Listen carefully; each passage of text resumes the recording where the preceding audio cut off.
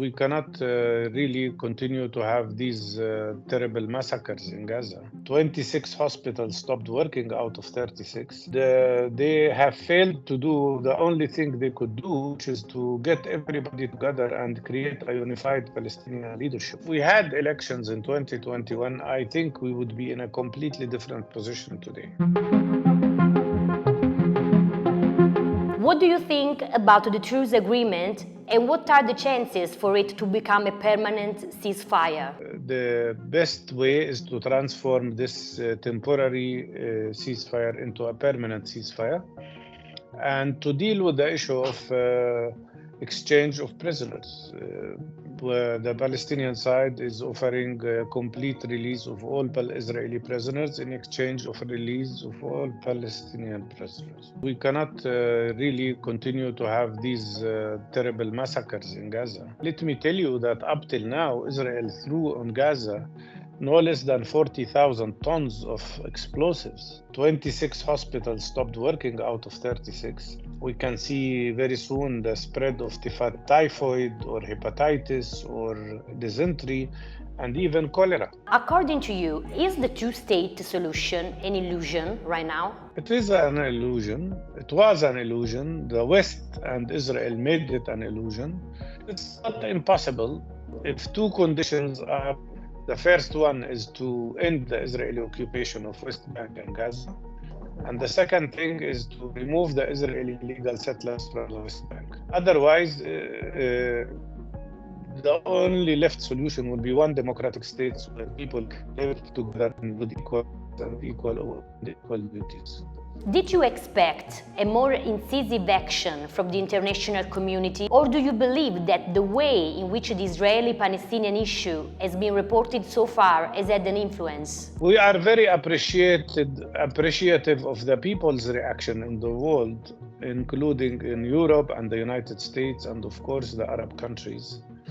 But we are absolutely disappointed about the positions of the Western governments. Ukraine, with that in the Palestinian territories, it is very obvious the level of hypocrisy and double standard. In the case of Ukraine, they give them $224 billion with military equipment and everything to fight occupation, as they say. And they imposed 11,000 sanctions on Russia in less than 1 month. In our case, Israel is occupying us since 56 years, and Israel is annexing our land, and no punishment has been done to Israel. On the contrary, now the West, and especially United States, is sending all the necessary support, including money, including weapons. They opened their weapons storage for Israel, which is the occupier. So it doesn't make sense. Do you think that the political leaderships in the Gaza Strip and in the West Bank could have acted in a different way? The Palestinian Authority has been very passive, and that made people very angry at them. And they have failed to do the only thing they could do, which is to get everybody together and create a unified Palestinian leadership.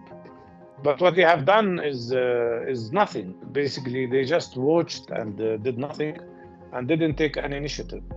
I believe that the way out of this is to form a national unity government that includes everybody as a transitional period and then have elections. We were supposed to have elections in 2021, but Israel took a very strong stand against them, and the United States did not support elections, and the Palestinian Authority canceled them. If we had elections in 2021, I think we would be in a completely different position today.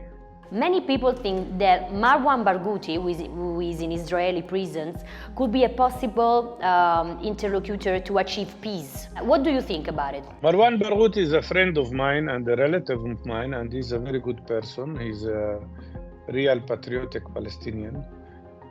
He is more capable of creating unity with other Palestinian groups, for sure, on behalf of Fatah.